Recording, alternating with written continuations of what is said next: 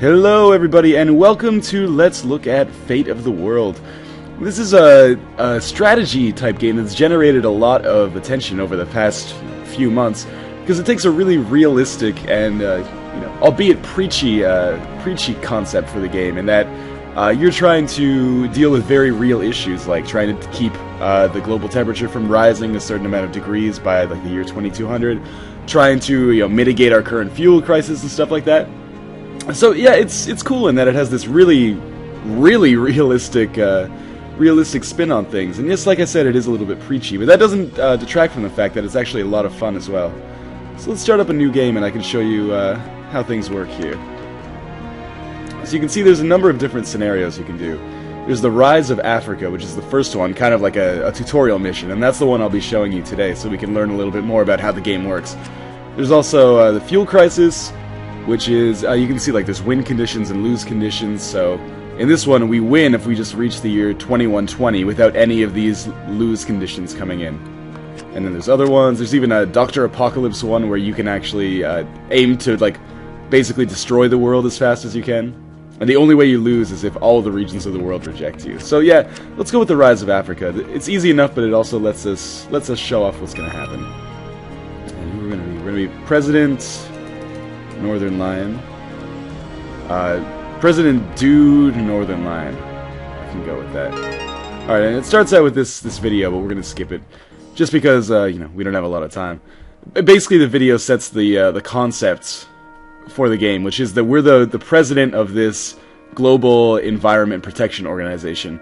And what we have to do is, kind of like the United Nations, we're going to move into countries and institute some policies to keep global welfare up while minimizing environmental damage. And if that sounds boring, I apologize, because it's actually quite a lot of fun.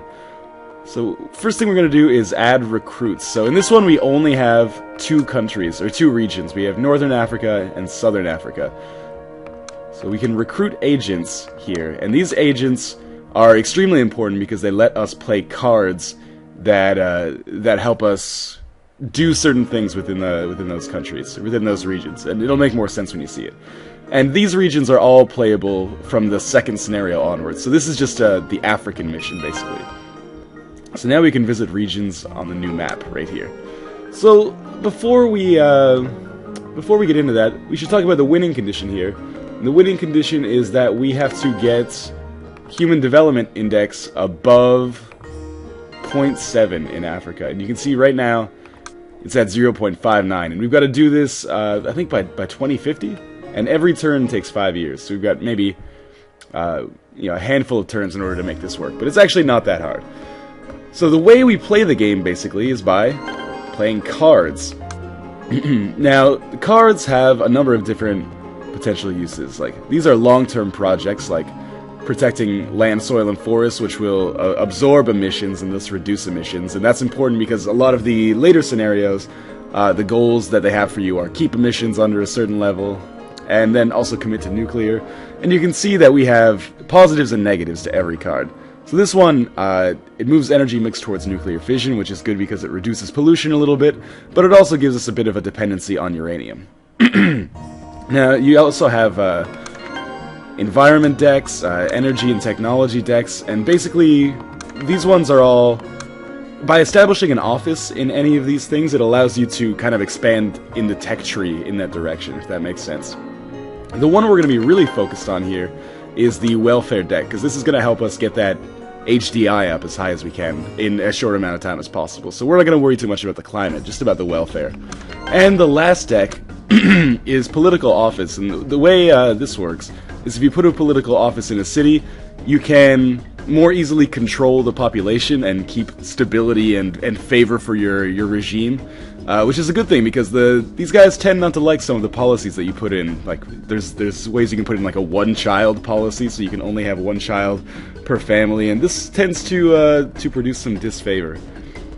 So that using that, you can get regime changes and stuff, anything to keep the populace happy. We're going to start by setting up a regional welfare office, which will kind of open the tech tree for us in that direction, and we'll put an environmental protection office in as well.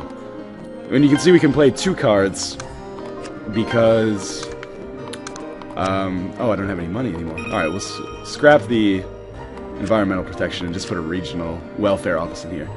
Yeah, you can only play 2 cards because you only have 2 recruits. But as you get more money, as you can see money here, although I'm low, you can buy more recruits and thus play more cards.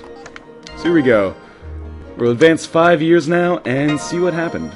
And every time you advance a turn, you see new world headlines and also these graphs on the right and left which show the changes in world temperature and the changes in emissions. You can see the population, the annual emissions summary. Other times there will be headlines like if there's a big research development that just broke through in like Japan or Europe, then we can see what's going on there, and that can sometimes open up new trees for us, new tech trees. But anyway, let's go into Northern Africa, and you can see now that we have a lot more cards with which to choose from, and all of these are going to help us build a much greater HDI here. First, they said, let's check out the news. So you can check out regional news in every area. So you can see these red ones are particularly important. So GEO officials have been attacked, so they're starting to maybe have some unrest with my regime. There's a couple climate change things. North African tech is advancing at a crawl. So these are things to keep in mind when we're choosing what cards to play. But again, since our only goal here is to raise the Human Development Index, we're just going to do things that do that. So you can see anything that makes people happier, essentially, is going to improve the HDI. So let's go with the medical welfare program, because that's going to make people happy. And we'll go with education enrollment as well, which we can see directly increases the HDI. And we've got a lot of cash right now, so let's go into Southern Africa and do exactly the same thing. Look that up. And then we've got enough money to buy some more recruits. So let's buy an extra one here and institute a job sharing initiative. And you can see that some of these have positive hearts, some of them have negative hearts. That is a measure of how the people feel about you. So you can see here, we've got 5 hearts. You start at 5 hearts by default in all of your regions. The higher that goes, the better.